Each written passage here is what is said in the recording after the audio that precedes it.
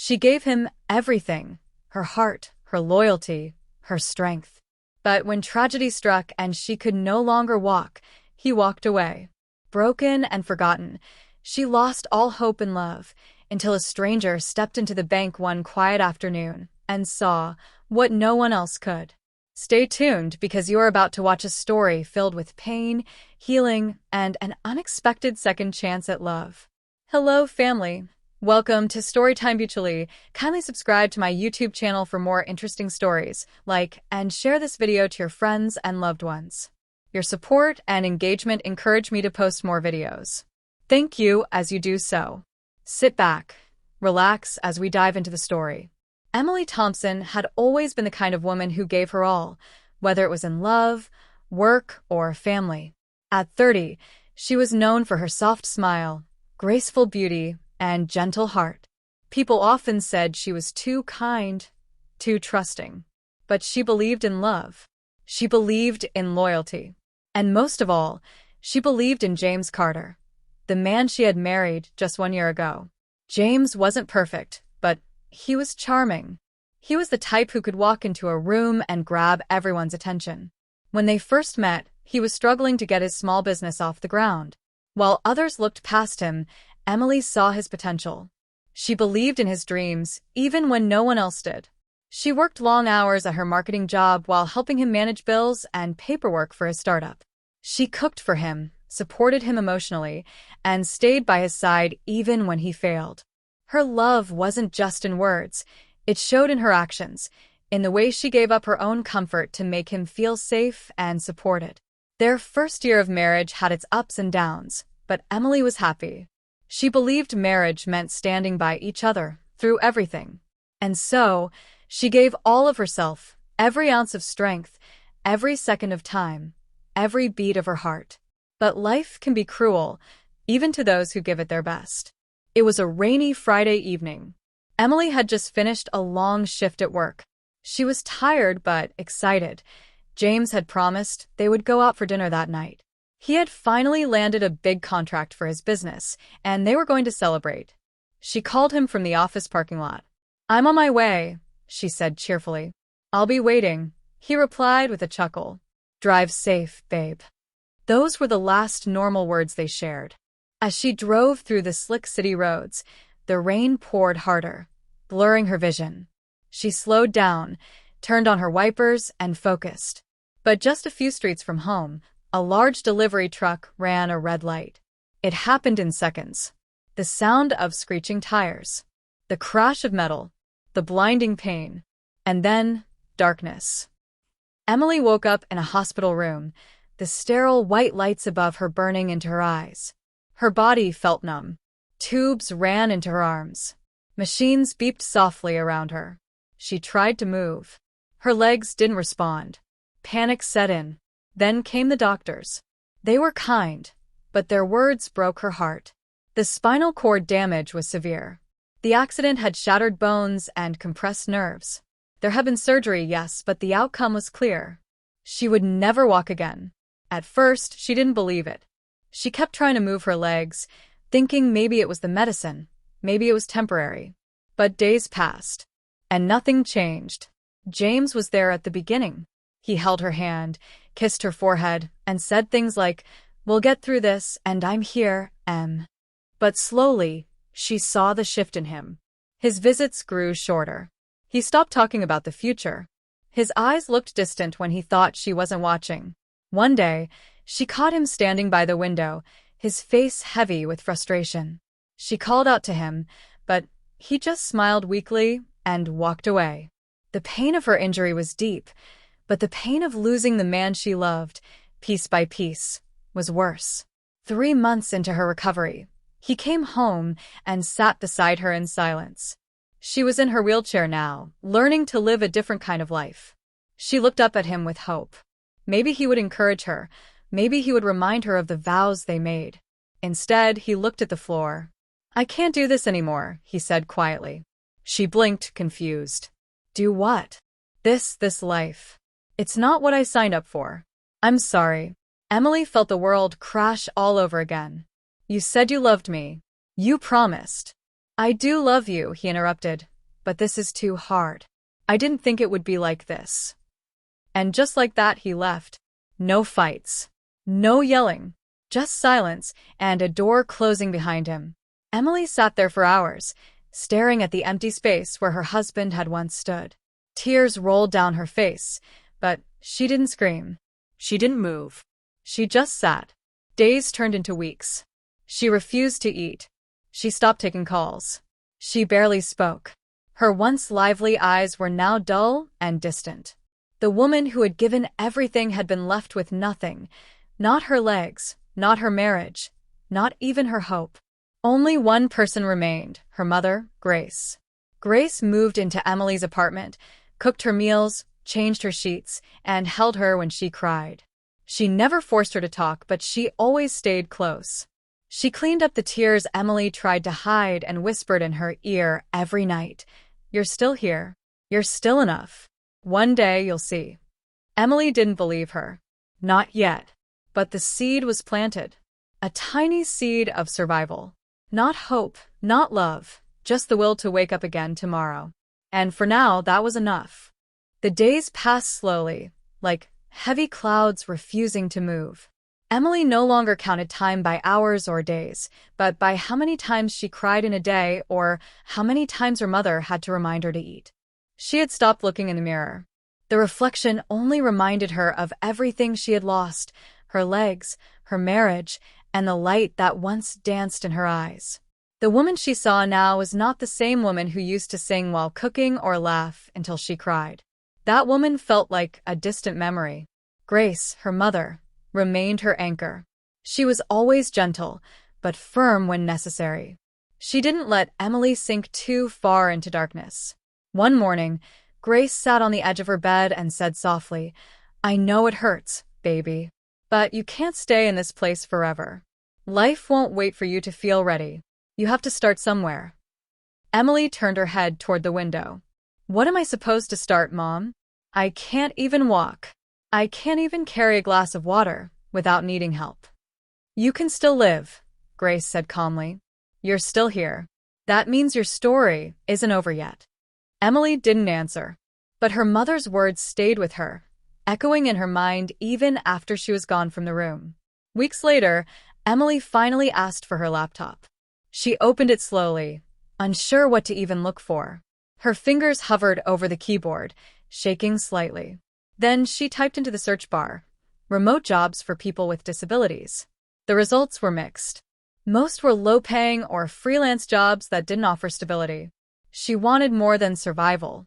She wanted a job where she could feel like a person again, not a broken version of herself. So she started applying. Quietly, carefully. Most companies never responded.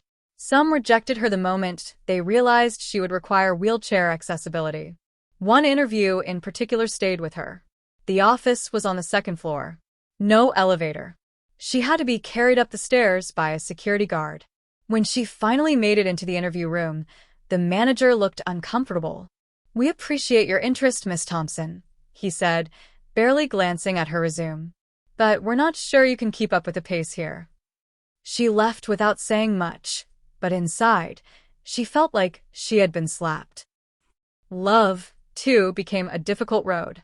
Her mother, always hopeful, had encouraged her to try dating again when she felt ready. "You're still young, Emily," she said. "There's someone out there who will see you, truly see you." So, Emily tried. She made a profile on a dating app and began chatting with a few men. At first, things went well. But once she mentioned her wheelchair, everything changed. Some stopped replying altogether. One man, who had been planning a date with her, texted bluntly, "I didn't sign up for that. Sorry." Another told her, "You're pretty, but I don't think I'm strong enough to deal with your situation." She deleted the app after that. Each rejection felt like another wound, proof that people didn't see her anymore. They only saw the chair, the disability, the inconvenience. She cried herself to sleep that night, whispering into her pillow, maybe James was right to leave. Grace held her as she cried, stroking her hair like she did when Emily was a little girl. "No, sweetheart," she whispered. "He was weak. That doesn't mean you're unlovable." But something inside Emily began to shift. She grew tired of crying, tired of waiting for someone to come and fix her life. If people wouldn't accept her, she would accept herself. If the world saw her as less, she would prove them wrong. One morning, she told her mother, "I want to work again. Not from home. I want to go out, see people, do something." Grace's eyes lit up with cautious hope. "Are you sure?" Emily nodded. "I need to try. I need to feel useful again." After weeks of searching, she finally got a call from Westside Bank, a reputable bank known for its calm work environment and good management. The position was simple: front desk receptionist. It was mostly customer service and light computer work. She could manage it from her wheelchair, and the building was fully accessible. When she went for the interview, she wore a navy blue blouse and light makeup. Her hand shook slightly, but she held her head high. She spoke with confidence, and for the first time in a long time, she felt like herself again. The manager, Mrs. Lane, smiled warmly at her. "You're very qualified, Emily, and we'd love to have you." Emily could barely contain her tears. She nodded quickly, gripping her chair's wheels to stay calm. Starting the job was nerve-wracking at first. She worried what people would think, how customers would treat her.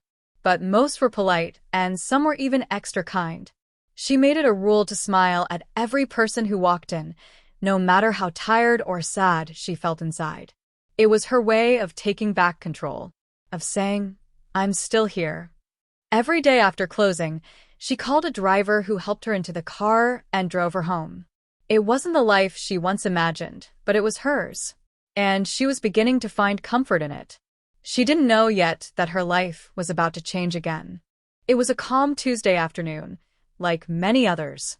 The quiet hum of the air conditioning, the soft tapping of keyboards, and the occasional ringing of the front phone filled the space at Westside Bank. Emily sat behind the front desk, her wheelchair tucked neatly underneath. Her name tag rested just above the pocket of her neat white blouse. She was going through some routine paperwork when the glass doors opened with a soft whoosh. At first, she didn't look up. Customers came and went all the time. But then something about the man's presence made her glance up. He was tall, over 6 feet, with short dark hair that looked effortlessly styled. He wore a deep blue tailored suit that looked like it belonged on the cover of a magazine. His posture was straight and confident, but not arrogant. His eyes, sharp, observant, scanned the room before settling gently on her. Emily's breath caught for a second.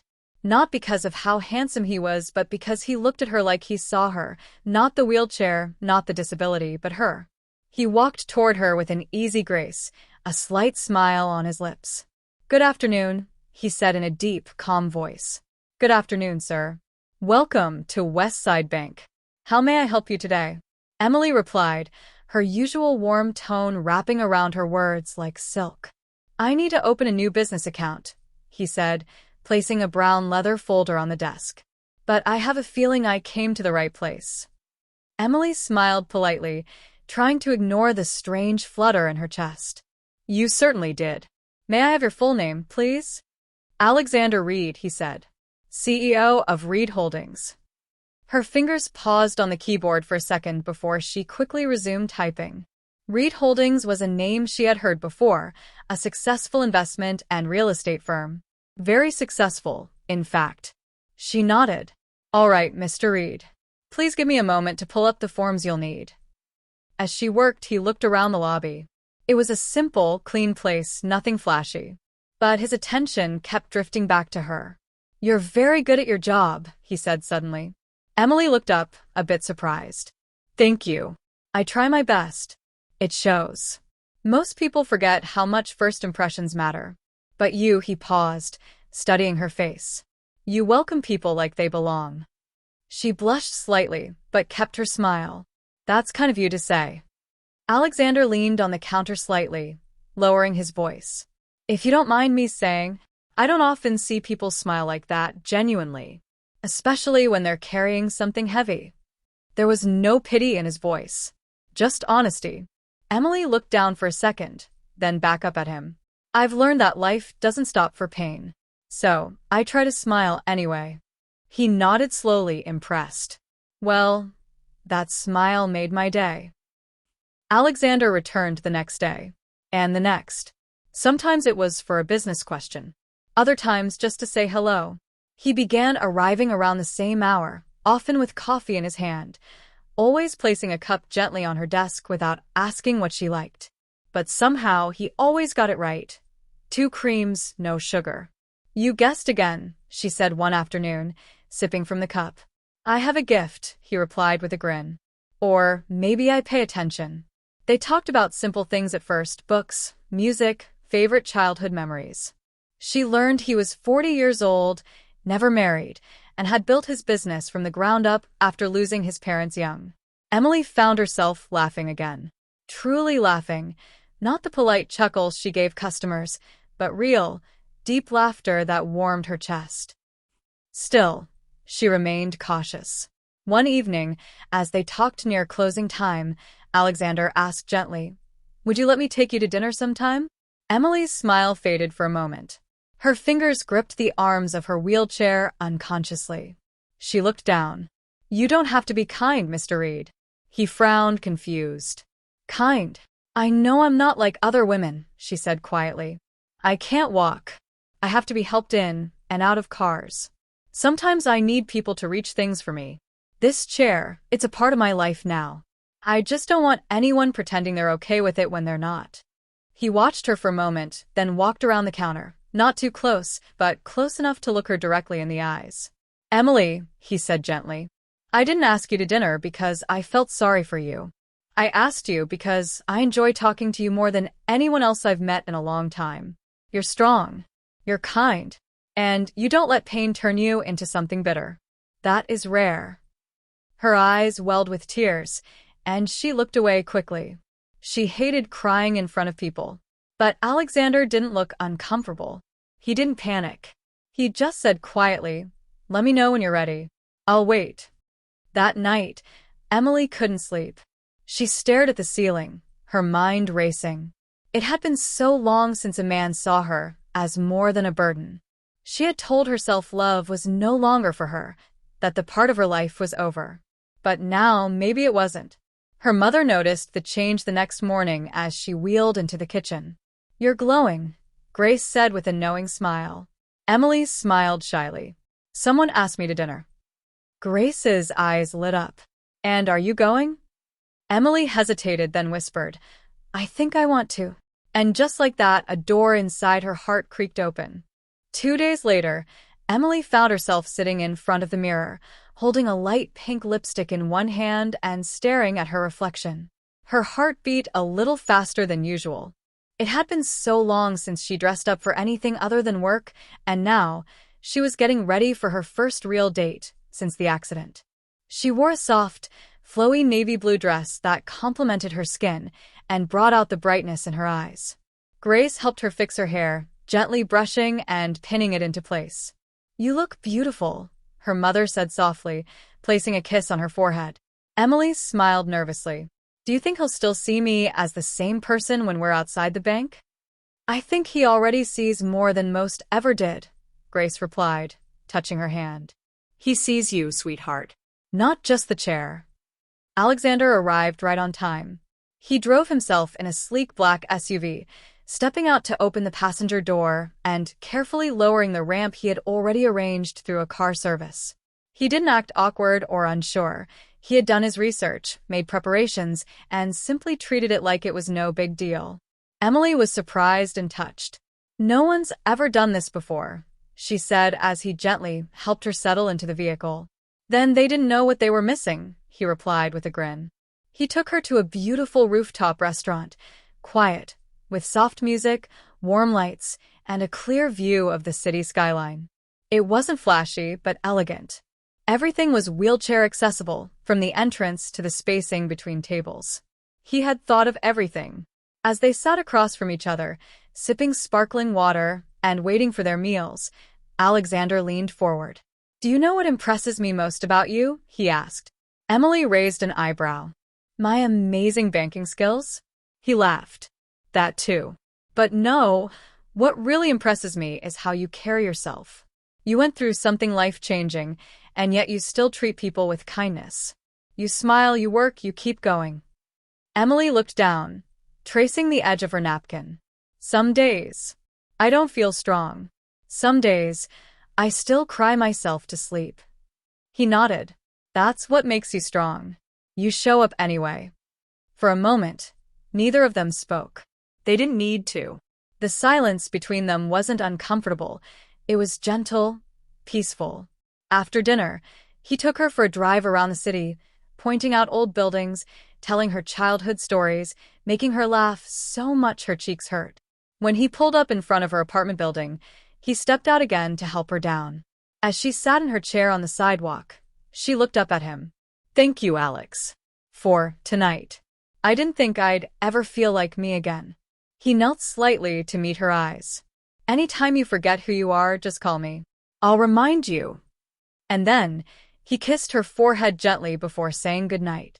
Their relationship didn't rush forward, but it grew, slowly and beautifully. Alexander was always patient. He never made her feel like she had to prove anything. He called to check on her, sent her flowers at work just because, and always made time to be present, not just physically, but emotionally. He learned how to help her without making her feel helpless. He treated her with respect, not pity. And for the first time in years, Emily found herself waking up with something to look forward to. They went on quiet walks in the park, him walking slowly beside her as she wheeled over the smooth paths. They spent weekends watching movies, cooking together, or just talking for hours. Grace watched it all with quiet joy. One evening, she sat beside Emily on the couch and said, "You're falling in love with him, aren't you?" Emily smiled and looked down. "I think I already did." Almost a year into their relationship, Alexander surprised her again. They had flown to Greece for a vacation, her first time traveling abroad since the accident. Everything had been arranged carefully. He made sure she had comfort and access everywhere they went. He even arranged a private tour of Santorini's smooth white buildings and blue rooftops.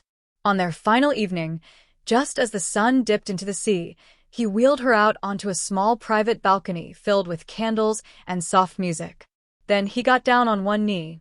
"I don't want a perfect woman," he began, his voice calm but full of emotion. "I want you, just as you are. You've taught me more about courage, patience, and love than anyone ever has. You don't just complete me, you make me better."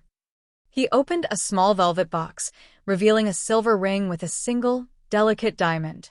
"Emily Rose Thompson, will you marry me?" Tears filled her eyes. Her hands shook slightly as she reached for him. "Yes," she whispered, her voice breaking with emotion. "Yes, I will." He slipped the ring onto her finger, then stood to kiss her gently. The waves below them crashed softly, as if clapping for the moment. They returned home to begin planning their wedding.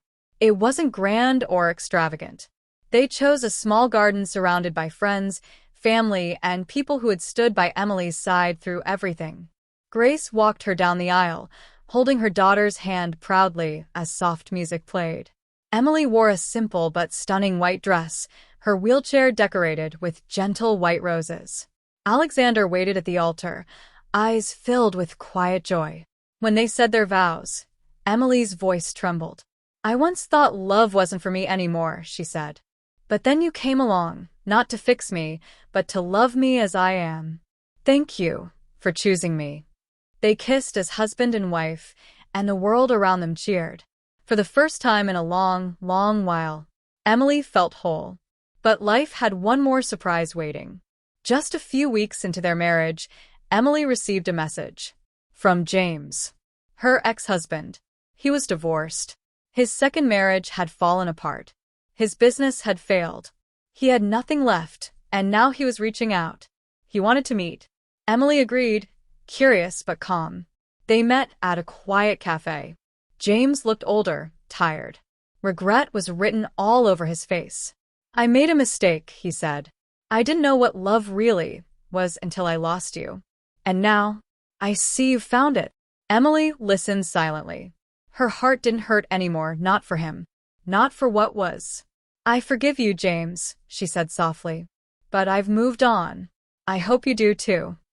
Later that night, She told Alexander everything. He didn't get angry. Instead, he nodded and said, "Let's help him," just enough to get back on his feet. Emily was stunned. "Why would you do that?" "Because you're the kind of woman who turns pain into kindness. That's the woman I married." They gave James a small business grant, enough to start a modest design studio. It wasn't much, but it was a chance. "I hope you use it well," Emily told him. "And I hope you find someone who truly loves you and who you'll choose to love back no matter what." James looked at her with teary eyes. "I already did. I just didn't know it then." Emily smiled and walked away, this time with no pain in her heart. Months passed after that quiet moment with James at the cafe. Emily didn't look back. She didn't need to. Her heart was at peace, and her life was now filled with the kind of love she had once believed she would never find again. Married life with Alexander was gentle, joyful, and steady. There were no loud arguments, no false promises, no walking on eggshells. Just love, respect, and two people who truly saw each other. They learned each other's habits. She liked her tea a little too hot. He liked to hum when he read. They spent slow Sundays cooking breakfast together, Alexander carefully chopping vegetables while Emily stirred pancake batter from the counter beside him. Every evening, he wheeled her into the garden they built together behind their home. It was a simple space, with stone paths, flowering vines, and a wooden bench under a small oak tree. "We made it," Emily would whisper sometimes, and he would always reply, "Yes, we did." One morning, Emily wheeled herself to the large window in their living room. The sunlight poured in softly, painting golden streaks across the floor. Alexander was sitting on the couch, working from his laptop, still in his robe, coffee steaming in one hand. She looked at him and smiled.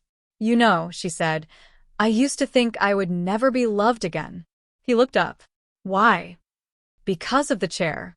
Because of how broken I felt after James left. I thought I'd always be a burden."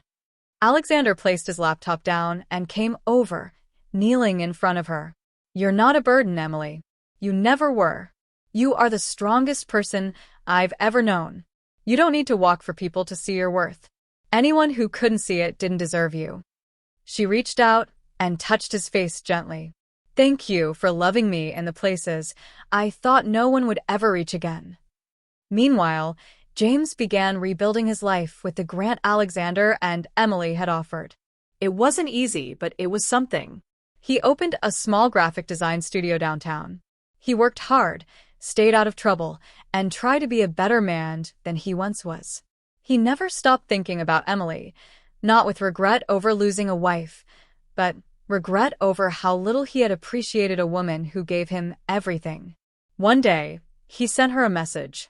"Just wanted to say thank you for forgiving me, for helping me, even when I didn't deserve it.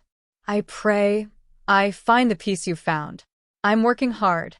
You gave me that chance." Emily replied kindly, simply, "I'm happy for you. Keep going." And that was it. No looking back. No reopening old wounds. Later that year, Emily and Alexander celebrated their one-year wedding anniversary. They traveled again, this time to Italy, where they took a peaceful boat ride through the quiet canals of Venice. Locals waved and smiled, not at the wealthy businessman or the woman in the chair, but at two people clearly in love. On the last night of their trip, they had dinner under the stars on a terrace overlooking the water. "I have everything I need right here," Emily said, reaching across the table for his hand.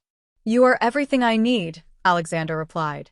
And in that moment, as soft music drifted in the background and lanterns lit the air around them, Emily realized just how far she had come. From heartbreak and rejection. From pain and depression. From silence and hopelessness.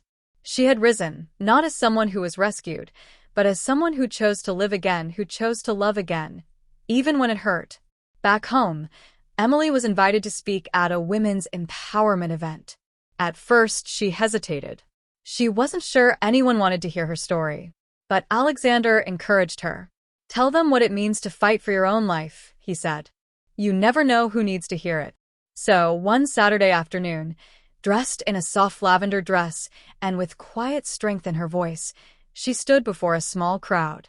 She shared her journey, the accident, the loss, the rejection, the pain of being abandoned, the struggle to work again, the fear of never being loved, and then the unexpected love that found her when she least expected it. "There were days I wanted to give up," she said softly, "but I didn't. Because of my mother. Because of my faith. Because of the small part of me that still believed something good could come. And it did. If you're in a dark place, please believe me when I say that light can still find you." The audience gave her a standing ovation. Some cried. Others smiled with tear-streaked cheeks. And Emily smiled too. Not for attention, not for praise, but because she knew, without a doubt, that her story wasn't just about loss. It was about strength, about rising, about love that heals. One evening, long after the house had quieted and the stars had filled the sky, Emily and Alexander sat together on their garden bench. She leaned her head against his shoulder, and he gently wrapped his arm around her. "I used to think my life ended the day I lost my legs," she whispered. "But maybe that's the day it truly began." Alexander kissed the top of her head. "And I'm glad it led you to me." They sat in silence, hearts full, while the world around them moved quietly. Emily had been broken, but she had put the pieces back together. And now, she was not only whole, she was stronger than ever. Because sometimes, the love that changes everything is the one that finds you after you've stopped searching. That brings us to the end of this video. I hope you enjoyed it. If you do, kindly subscribe to my channel, like, and share this video to your friends and loved ones. And also comment what you feel about the story under the comment section. Thanks for watching.